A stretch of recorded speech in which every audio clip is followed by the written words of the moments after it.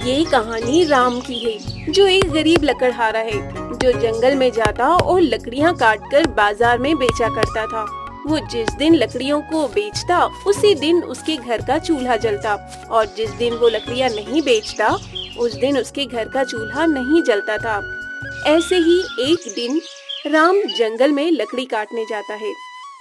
लगता है मेरी कुल्हाड़ी अब हल्की हो रही है, तभी इस कुल्हाड़ी से लकड़ियां कट नहीं रही है। पर मैं अभी एक नई कुल्हाड़ी नहीं ला सकता, क्योंकि मेरे पास इतने पैसे नहीं हैं कि मैं एक नई कुल्हाड़ी खरीद सकूं। इतना कहकर राम अपनी पूरी मेहनत के साथ लकड़ियों को काटने लगता है। कुछ घंटे की मेहनत करने के बाद राम उन लकड़ियों के गट्ठर को अपने सिर पर रखता है और बाजार की तरफ निकल जाता है। रास्ते में चलने के दौरान उसे एक आदमी दिखाई देता है, जो राम को पसीने में भीगा देख उससे कहता है, राम भैया, लगता है भाभी तुमसे कुछ ज्यादा ही काम करवा ली है, तभी तो तुम पसीने में पूरी तरह नहाए हो। अरे नहीं नहीं, ऐसा कुछ नहीं है। वह क्या है ना, आज मेरी कुल्हाड़ी से लकड़ी कट नहीं रही थी, पर क्या करूं, बिना लकड़ी काटे और इस लकड़ियों को बाजार में बेचे मेरे घर का गुजर बसर भी नहीं है, क्योंकि मेरी रोजी रोटी इन लकड़ियों से ही चलती है। बात तो सही कह रहे हो राम भैया। अच्छा, आप बाजार में लकड़ियों को बेच लो, मैं अपने घर को चला। इतना बोलकर वो आदमी अपने घर की तरफ बढ़ जाता है। तो वहीं राम भी लकड़ियों को बेचने के लिए मार्केट में चला जाता है।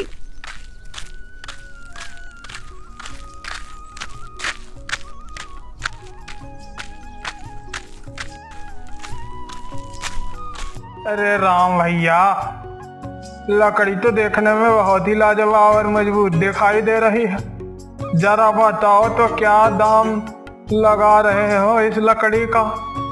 अब भैया वह क्या है ना कि आपको लकड़ियों का दाम तो मालूम ही होगा।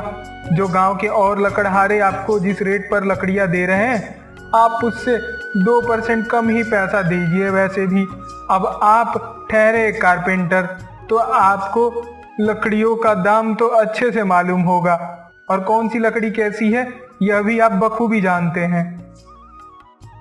वह तो जानता हूँ राम, लेकिन तुम एक ईमानदार लकड़हारे हो। जानता हूँ कि यहाँ बाजार में बैठा हर इंसान बेईमानी कर सकता है, लेकिन तुम कभी बेईमानी नहीं करोगे, क्योंकि तुम एक ईमानदार लकड़हारे हो, और ईमानदारी का फल भगवान जरूर देता है। इसलिए तुम इस लकड़ी का वही दाम लगाना जो असल में इसका दाम है। उस दुकानदार की बात सुनकर राम उसे 400 रुपए में लकड़ी को बेच देता है और वो वहाँ से चला जाता है।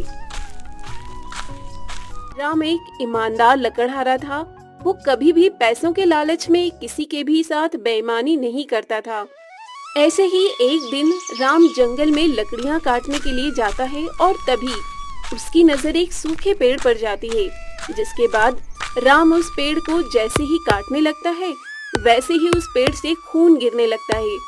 वो देख राम बहुत घबरा जाता है और 2 कदम पीछे हट जाता है। तभी उस पेड़ में 2 आंखें बाहर आती है और एक मुंह दिखाई देता है। उन आंखों से आंसू गिर रहे थे और वो रोती हुई राम से कहती है, मुझे मत काटो, मैं तुमसे विनती करती हूँ कि मुझे मत काटो। जिस तरह तो मनुष्यों का जीवन होता है, ठीक उसी तरह हम पेड़ पौधे का भी जीवन होता है। हम भी सांस लेते हैं, बस फर्क इतना है कि आप लोग चल फिर सकते हैं, लेकिन हम चल नहीं सकते। यह क्या हो रहा है? भला एक पेड़ कैसे बोल सकता है? कहीं मैं कोई सपना तो नहीं देख रहा? नहीं नहीं नहीं, मैं कोई सपना नहीं देख रहा। इसका मतलब यह पेड़... हाँ, मैं बोलने वाली हूँ, क्योंकि मैं कोई मामूली पेड़ नहीं, बल्कि इस जंगल की जादुई पेड़ हूँ। मुझे दुख होता है तुम इंसानों को देखकर। अरे, तुम अपने लिए हम लोगों की जान लेते हो। नहीं जादुई पेड़, ऐसा नहीं है किसी को तकलीफ दे सकूं। मैं सिर्फ इन लकड़ियों को काटता हूँ जो निर्जीव होती हैं, सूखी होती हैं, जिनमें जान नहीं होती। मैं उन लकड़ियों को नहीं काटता, और मुझे तुम सूखी लगी इसलिए मैंने तुम्हें काटने की कोशिश करी, लेकिन मुझे पता नहीं था कि तुम जीवित हो। अगर मुझे पता होता तो मैं तुम्हें हाथ तक नहीं लगाता। कोई बात नहीं, ये तुम इंसानों की आम बोलचाल है। तुम कहने को कह देते हो कि तुम किसी को नुकसान नहीं पहुंचाना चाहते, लेकिन असल बात तो कुछ और ही है। तुम लोग जानबूझकर ठेस पहुंचाते हो। देखो, तुमने आज मुझे भी कितना घायल कर दिया है। जादुई पेड़, मैं तुमसे माफी मांगना चाहता हूँ, लेकिन अगर मेरी वजह से तुम्हें चोट लगी है तो अब मैं भी तुम्हारी इस चोट को भरूंगा। जब तक तुम ठीक नहीं हो जाती तब तक मैं तुम्हें खाद और पानी देता रहूंगा। अगर ऐसी बात है तो ठीक है, मैं भी देखती हूँ कि तुम मेरी कितनी सेवा करते हो। लेकिन हाँ, मेरी भी एक शर्त है। जब तक मैं ठीक नहीं हो जाती तब तक तुम्हें अपना काम छोड़कर सिर्फ और सिर्फ मेरी ही सेवा पानी करनी होगी। ठीक है, जब तक तुम ठीक नहीं हो जाते तब तक ना तो मैं कोई लकड़ी काटूंगा और ना ही उन लकड़ियों को बाहर बेचूंगा। लकड़हारा एक बहुत ही गरीब घर से था, लेकिन फिर भी वो बिना सोचे समझे हाँ कर देता है। जिसके बाद वो लकड़हारा जंगल के पास वाली नदी पर जाता है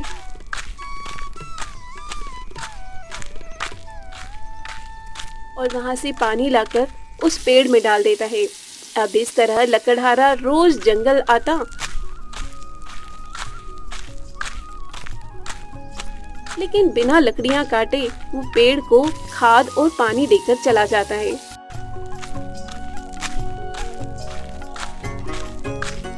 ऐसे ही एक सुबह लकड़हारा अपनी कुल्हाड़ी लेकर जंगल की तरफ जा रहा था। तभी उसकी पत्नी सीमा उसको रोकते हुए कहती है, जी, मैं काफी समय से देख रही हूँ कि आप जंगल तो रोज जाते हैं, लेकिन लकड़ियाँ लेकर नहीं आते। आखिर बात क्या है? आप लकड़ियाँ क्यों नहीं लेकर आते? वो दरअसल सीमा, बारिश का समय है ना, इसलिए सारी लकड़ियाँ भीगी हुई हैं। लकड़ियों की तलाश में जंगल जाता हूँ, लेकिन लकड़ियाँ मिलती नहीं। लेकिन राम जी, पता नहीं क्यों आपकी बात पर विश्वास करने का मेरा मन नहीं मान रहा। मेरा दिल कह रहा है कि आप मुझसे कुछ चीज छुपा रहे हैं। सीमा की ऐसी बातें सुनकर राम एक लंबी सांस भरता है और वो सीमा की आंखों में देखता है। राम की आंखों में साफ पता चल रहा था कि वो सीमा से कुछ छुपा रहा है। ये देख सीमा उससे कहती है, राम जी, आपकी आंखों में साफ दिख पड़ रहा है कि आप मुझे झूठ बोल रहे हैं। सीमा की बात सुनकर राम सब कुछ बता देता है। अगर ऐसी बात है राम जी, तो हमारा घर कैसे चलेगा? आपको पता है ना कि हमारा गुजर बसर इन्हीं लकड़ियों से है। अगर आप लकड़ियों को ही नहीं बेचेंगे तो हम खाएंगे क्या? मैं जानता हूँ सीमा, लेकिन मैंने जादुई पेड़ को वादा किया है कि यदि वह ठीक नहीं हो जाता तब तक मैं उसकी सेवा करूंगा और अपने वादे से पीछे नहीं हट सकता। इतना बोलकर राम अपनी कुल्हाड़ी लिए जंगल की तरफ निकल जाता है।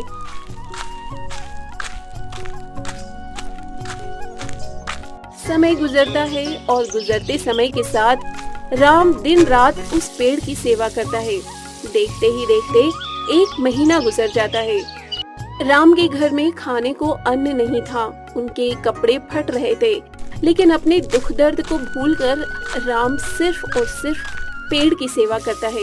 ये देख जादुई पेड़ भी उससे काफी खुश हो जाती है और बहुत जल्द वो जादुई पेड़ ठीक भी हो जाती है। लकड़हारे की ईमानदारी देख जादुई पेड़ राम से बोलता है, राम, तुम सच में ईमानदार लकड़हारे हो और इसका सबूत तुमने मेरी 1 महीना सेवा करके साबित कर दिया है कि तुम सच में अपना हर काम बड़ी ही ईमानदारी से करते हो। तुम्हारी ईमानदारी देख मैं तुम्हें उपहार में एक लकड़ी देना चाहूंगी, और ये लकड़ी कोई मामूली लकड़ी नहीं बल्कि जादुई लकड़ी है। जादुई लकड़ी? हाँ, जादुई लकड़ी। इस लकड़ी को तुम अपनी इच्छा बोलकर जिस भी चीज पर इसे टच करोगे वो अपने आप तुम्हारे सामने प्रकट हो जाएगी।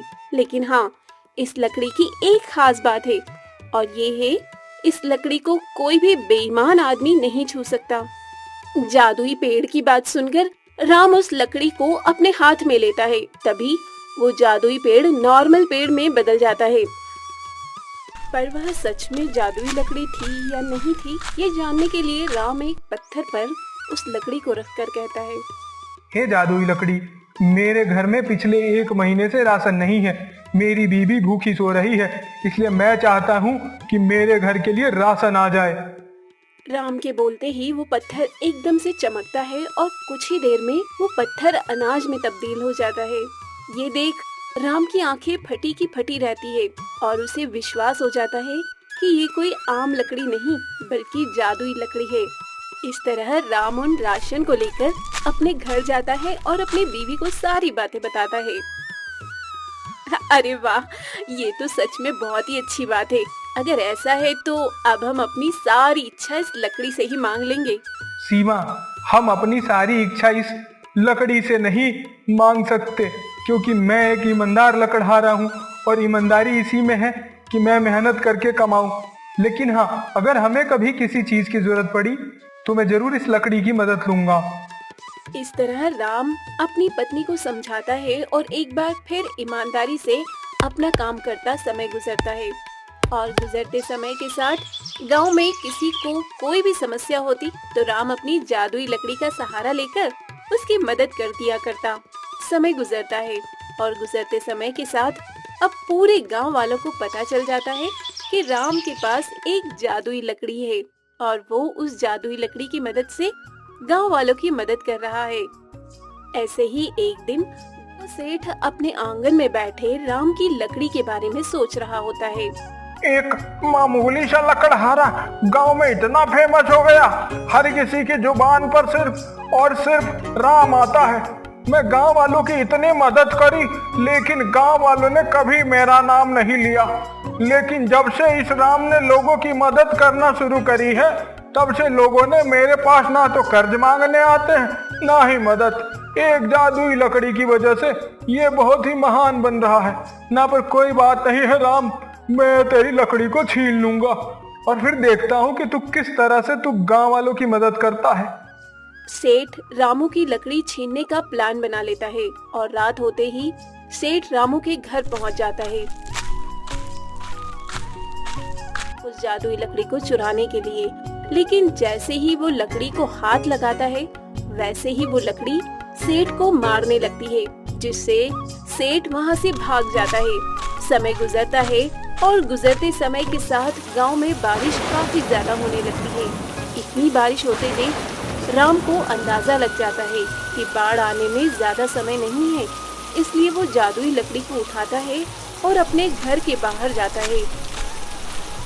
राम जी, आप इस जादुई लकड़ी को घर से बाहर क्यों लेकर आए हैं? कोई बात हो गई है क्या? हाँ सीमा, गांव में जिस तरह से बारिश हो रही है, उसे देखकर तो हर कोई अंदाजा लगा सकता है कि गांव में बाढ़ आने वाली है। बाढ़ आने की वजह से गांव के ज़्यादातर घर डूब जाएंगे और काफ़ी लोगों को नुकसान भी होगा।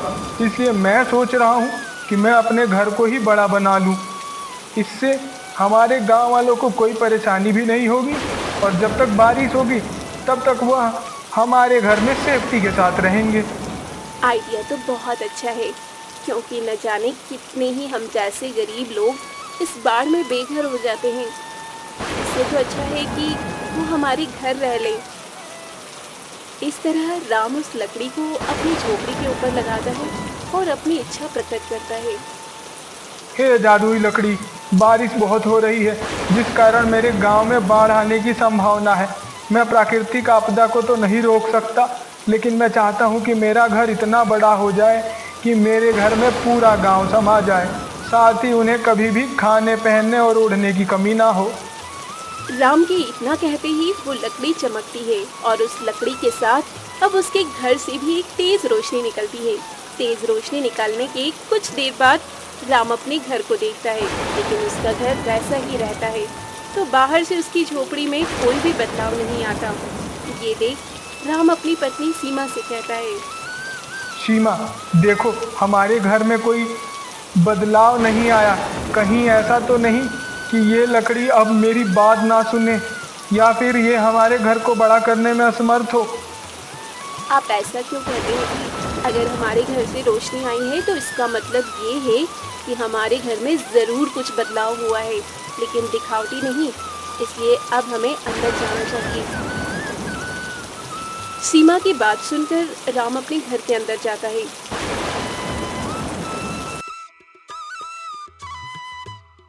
जहां वो अपने घर को देख हैरान हो जाता है, क्योंकि उसका घर इतना बड़ा था कि न सिर्फ उसका गांव बल्कि पड़ोस वाला गांव भी उसके घर में आसानी से रह सकता था।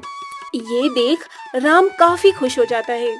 समय बीतता है और बीतते समय के साथ बारिश का कहर गांव वालों पर आ जाता है और इस तरह गांव के सभी लोग राम के घर जाते हैं। बाढ़ से गांव वालों को राम ने बचा लिया था, ये देख राम की और जय जयकार होने लगती है।